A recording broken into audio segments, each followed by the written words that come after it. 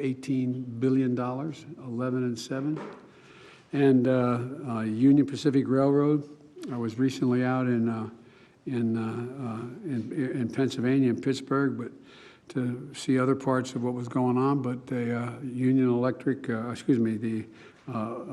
Pacific Railroad is buying electric locomotives that are being built in Erie, Pennsylvania. And just yesterday, Tritium announced a new facility in Tennessee that is going to build the electric chargers. They brought in some of them to show us what they're like. And, you know, this legislation that's already been passed has 500,000 electric chargers on our highways. And it's going to change the dynamic of how, not only how we travel, but the economy along the way as well. Because, at any rate, companies are investing in clean energy futures. The world is betting on American workers to build it and the American people to buy it. And then we're investing in clean energy as a stronger, more resilient grid, 100% clean electricity by 2035. And that's a major piece of the puzzle and one of the commitments that I made we would try to do. Like the rest of my Build Back Better plan, the clean energy companies of this plan are about lowering prices. That's what this is all about. It's about reducing family energy bills while protecting the grid from extreme weather and making power more reliable. And it's also about jobs. No one knows it better than all of you around this table. The investment is going to support the creation of hundreds of thousands of good-paying jobs all across the country, and how it flows from this, what you're all about to do, or God willing. And it's going to make us more economically competitive while reducing pollution and improving public health and helping us meet the moment on climate change, the most important piece of it, in my view.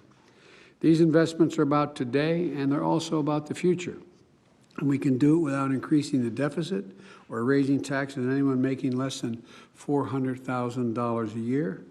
And 17 Nobel laureates spontaneously, in economics, spontaneously wrote to me telling me that they believe that this would ease long-term inflation. And so CEOs know exactly why clean energy future matters. It's an incredible opportunity for our country. And they know how urgent it is to get this done.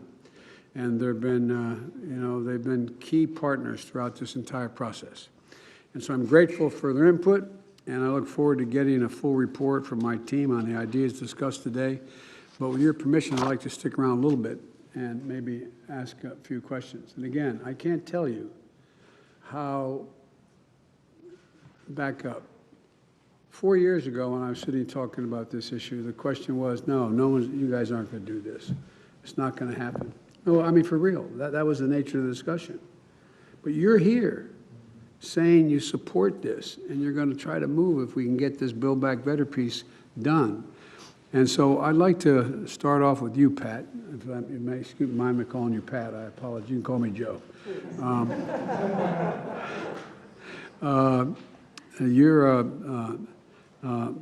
PNM operates New Mexico and Texas, and powering 800,000 homes and businesses. How's this Build Back Better initiative going to deliver more reliable and affordable power and reduce costs for, if we have it available to you to be able to get the tax benefit?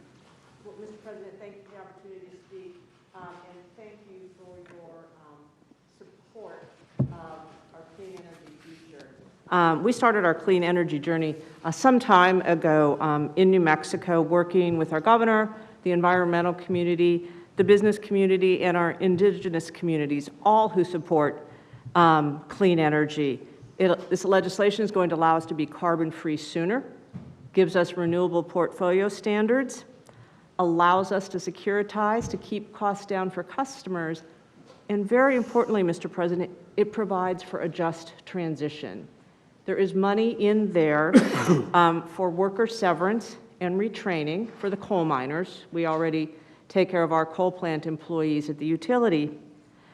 But it has money for economic development in there to revitalize the communities. So working with economic development, Indian Affairs, and Workforce Solutions, because when people move into the clean energy economy, they shouldn't have to move away from their tribal lands.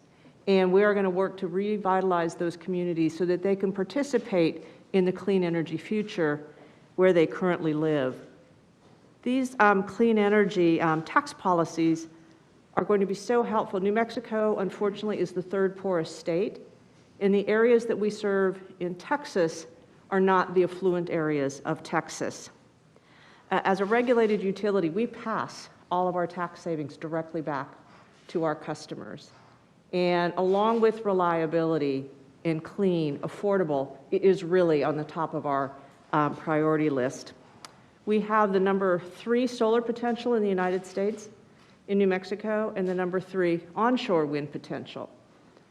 So having credits for that and for storage, which is critical to make sure that those resources can be stored, so we need them when we need them, and the building of the transmission to export those wind and solar resources to other states is also critical.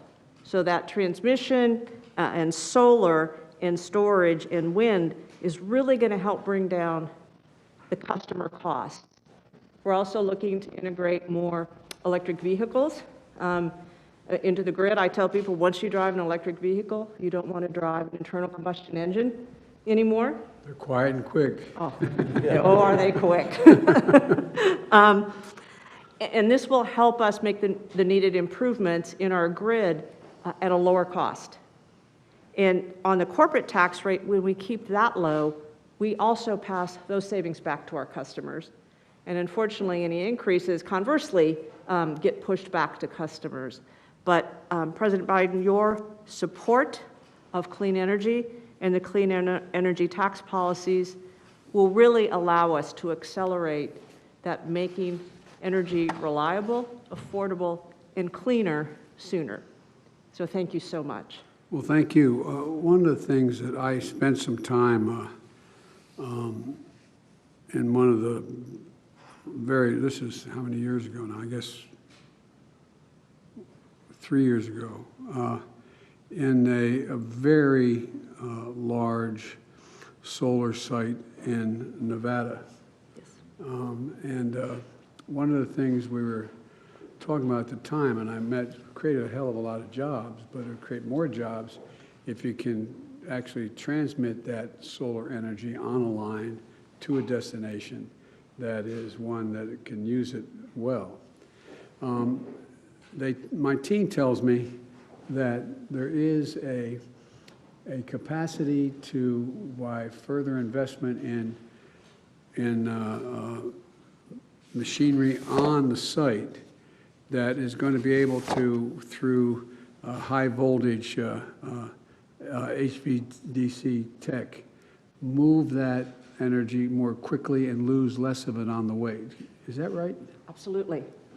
And tell me how that, I mean, will you be in a better position to be able to, for your solar sites, be able to afford that with, in fact, you have the tax credits that are moving? Yes, the tax credits will make the more sophisticated transmission infrastructure much less expensive. And again, we pass those savings all on to the consumers. And a lot of the solar, and where you site solar fields, is not near what we call load centers or big cities. So you need that transmission. And it is going to be absolutely critical to building our nation's clean energy infrastructure. Well, my wife and I separately spent a little bit of time with those indigenous communities in New Mexico and other places. And it really makes a difference, will make a difference for them in a big way, I think.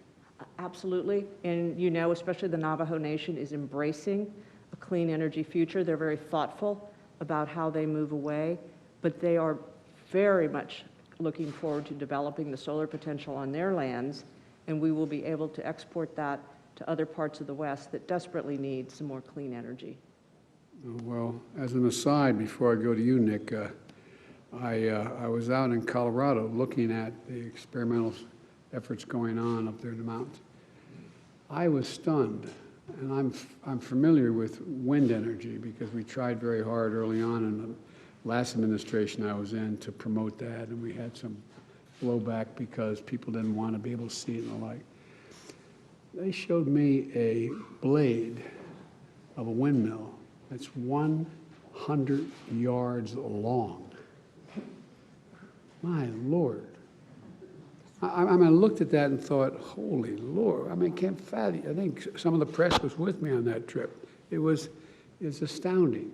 But you're at AEP, Nick. You use a variety of traditional fuels to make power like coal, natural gas, and nuclear. It's good to see you now expanding into wind and solar. Tell me a little bit about the expansion in the renewables, how that's going for you. Is it going to reduce cost to customers? How, if at all, does my initiative on Build Back Better, the over $500 billion we're talking about for the energy side of this, of which, by the way, I think it's about $200 billion of tax credits and another $100 billion for resilience. But talk to me about how you're making your decisions. Well, first of all, Mr. President, pleasure to be with you today to talk about these important issues. And you've actually shed the light on a lot of the infrastructure needs of this country. And certainly the grid is one of those areas that we find, and I grew up as a system operator. 40 years ago, I started as a system operator, running power systems. So for me, your focus on resiliency and reliability of the grid is extremely important. The addition of renewables in place today is having a substantial impact, the ability to save customers money. Matter of fact, we this quarter will be putting in operational the largest wind power project in North America. Is that right? About 1,000 megawatts in Oklahoma. And it's going to save customers about $2.2 billion over the life of the agreement. So certainly it's a huge benefit.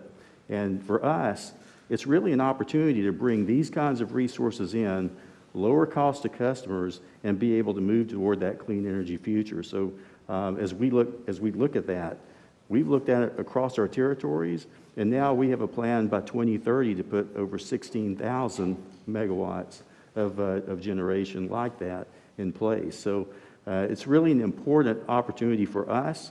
We also partner extensively with Lonnie Stevenson, the IBMW, and the unions. We're mapping that transition to those skills of the future. And certainly partners like that and partners in the federal government can enable this industry to move much more quickly than we would have otherwise, particularly with the tax provisions, ITCs, investment tax credits, and so forth. Those have really produced benefits for consumers because those costs, those benefits actually flow through to our consumers and contribute to the economy. So it's a great opportunity for us to make that transition. Well, I think it's a heck of an opportunity. One of the things, maybe when the press is still here, to talk a little bit about, you know, I was really excited back in, I guess it was probably 2000 and, don't hold me the exact year, probably 2012, 13, 14. We were talking about major wind initiative off the eastern coast, the coast of, on the East Coast. And as I said, there was, you know, an effort to go off the coast of Delaware and off the coast of New Jersey. And I think it was, they were gonna, I think it was able to power, don't hold me to the number, like 800,000 homes in New Jersey. But there was a real blowback when people said, I don't want to see those things. And then remember up in Nantucket area and Nantucket Sound. And tell me about when you say you're going to have this largest, essentially, wind farm in Oklahoma. What is the reception of the community with that? Oh, it's been very, very positive because not only do they see the benefits of the clean energy, but also the job creations, but the benefits for customers are considerable. You know, where we run into some issues is when there's large-scale transmission, which you mentioned to Pat. We really do need to find ways to scope large transmission to get renewables to the big cities, and that's a process that obviously your administration has been working on as well. And for us, it's important to scope those projects because the savings associated with renewables will actually pay for the transmission. Yeah. So that's a key area for us to be able to continue to grow. Are all of you, generic question, are you getting less resistance when you start talking about wind and the windmills? I know they cause cancer. That's a bad joke. I shouldn't kid about that. I shouldn't have kidded. But all kidding aside, I mean, people I mean, what kind of resistance do you have to, Well, if you're using wind? I can speak to the arc in Michigan. So we've done a lot of wind in Michigan. We have a pretty good wind regime there. It is what Nick said, that if you get in a community that's highly mixed, where some benefit and some don't, you'll get resistance. If you're in a community that's more rural, where it becomes part of their economy, their jobs, their income, the reception is quite high. We are actually at a transition point in Michigan where solar has now crossed over and is highly competitive with wind. So I think after a long period of investment in wind, we're now going to see our largest scale investments in solar, and the reception to solar has been very high. It's a great addition to the tax base, billions of dollars of construction that plays out, and then the permanent jobs that follow. So we expect that to be a well-received renewable resource in the state. I spent a fair amount of time prior to the campaigning, and since then, with some of the really entrepreneurial geniuses out in Silicon Valley. And what they're now talking about, and you all know, and I wonder how you view it, is the ability to store the energy when the wind's not blowing and when the sun's not shining. I was shown, for example, you could have, let's say you were powered even it could be geothermal for that matter, but you have a facility, it looks like, to me, it looked like a platform about this wide and about that thick that's in your basement. And it stores energy when the wind's not blowing and when the sun's not shining. Now, and I know you're not making those, but how has that increased the receptiveness of the idea of wind and solar or geothermal? Yes. You know, I can respond, Mr. President. Again, thank you for having us join. But we see storage as an incredibly important part of the equation going forward, not only in people's homes, but frankly on our system. Yes. In order to strengthen it and make it capable of taking on more resiliency. So as I look at the number of megawatts of renewables we'll add, there's a comparable number of storage megawatts we will also add over the next decades. And the tax credits that you have included would be an important part of lowering costs. And the infrastructure bill under the Department of Energy has a lot of investment in the R&D necessary to advance that battery storage. So we think there's great potential for this. I asked the question for a selfish reason, because when I said this is going to generate jobs well beyond your site, and so there are going to be people manufacturing those battery storage facilities. This has such a ripple effect that, God willing, and what's going to happen is, I predict, right now, in some cases, China's ahead of us, but I think we're going to end up having a significant export market as well. That's going to create thousands of good-paying jobs here in the United States. It's going to be in our interest to have this, move around the world. But, I hope that you all are going to look back on this 10 years from now and say, boy, that time we didn't have any dinner at that dining room table still worked. But I want to thank you all very, very much. So, And by the way, Mr. President, we're going to have to let you go here. turn it over to you. Yeah. So we're going to turn to When does your the next. administration? Thank you. Let's go. Come on, guys. Let's go. Come on. Okay, come on. Let's go. Thank you, guys. Let's go. Let's go. Thank you. Thank you, guys. Let's go. Come on.